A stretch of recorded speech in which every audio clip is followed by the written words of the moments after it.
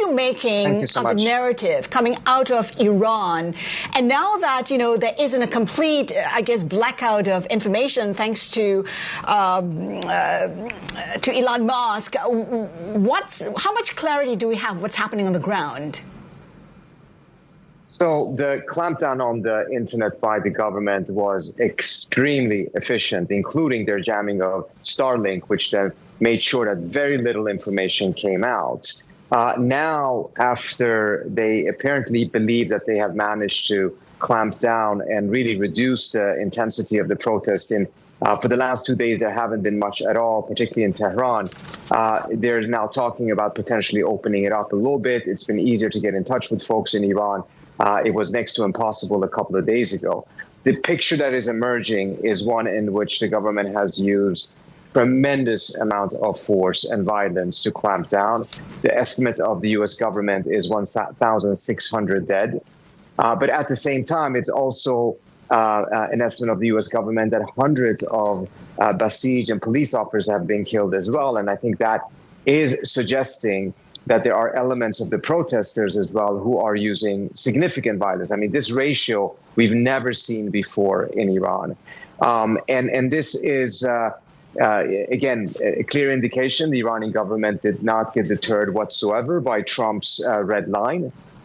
But at the same time, even if they manage to clamp down and the protests die down, it is probably temporary because the underlying factors that is driving people out on the streets and that is causing them to protest have not been addressed and probably cannot be addressed unless there is some sort of sanctions relief offered to the Iranians. Does it make U.S. intervention likely in the next few days? And how would the U.S. intervene? What will it target?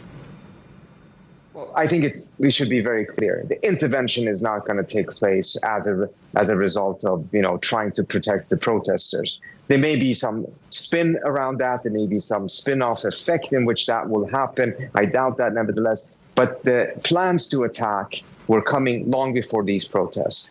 Israeli Prime Minister Netanyahu visited Trump on December 29th, stayed for a couple of days, and the top of the agenda was that the Israelis wanted the U.S. to attack Iran or to help Israel attack Iran again, because Israel's last war in June of last year was a failure ultimately for the Israelis. So they were itching to restart the fight. The protests began.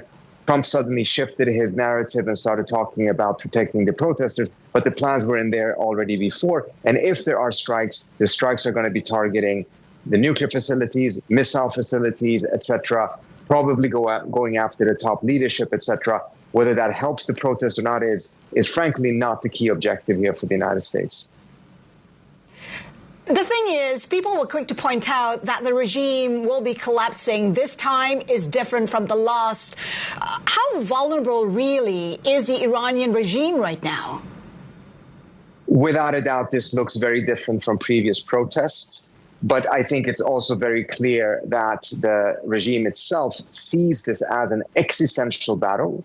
As a result, have used a tremendous amount of force. We have not seen that Trump's threats of violence have caused defections. On the contrary, it seems to have consolidated the regime. So, for instance, the Iranian army, which is different from the Revolutionary Guards, is non-politicized, have in the past refused to partake in clampdown against protesters. Even when they've been asked to, they refuse to do so. This time around, they themselves came out and said that they are going to be involved in taking out what they call terrorist cells inside the country. I think that suggests that the regime does, not just the IRGC, but the army as a whole, sees the protest as being intertwined with these external threats that the Iranians are perceiving, mindful of the threats coming from Washington and the threats coming from Israel. What are the chances that we could see a regime that's more hardened? We might see reshuffle at the top, but basically a hardened status quo. What's the likelihood of that happening, and how concerned are you that might happen? If the regime were to fall, the most likely scenario is not that there would be the son of the former Shah or an element of that kind from the outside that would take over. It would likely be other elements from within the regime that would take over. And that could very well be, and quite likely be, more hardline elements. That is a concern that always has existed within the U.S. government, that not that there is any fuzzy feelings about this current regime, but that what likely will replace it may actually be a hardened version of the same regime. Iran says it will retaliate if the U.S. were to attack. What form might they take? What leverage does it have?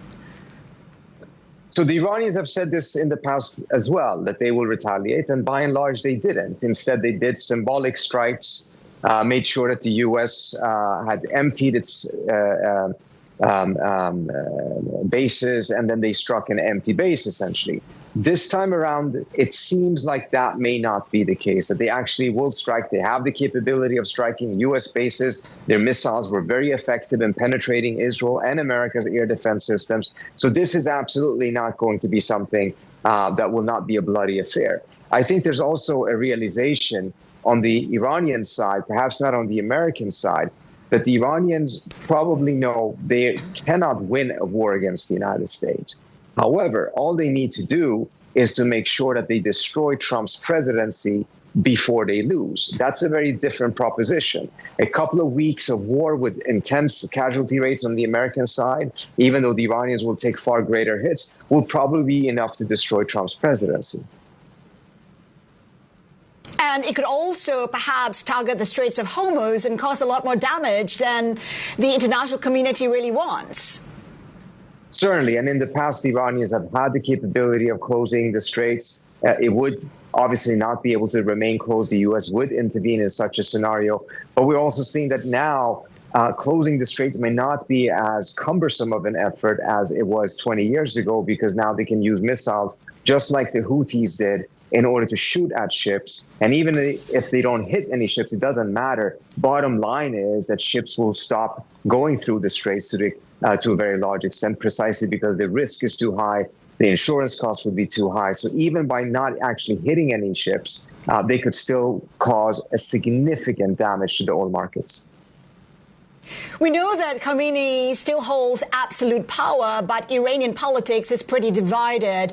Where do the sides stand, and how may that influence what actions are taken by Iran?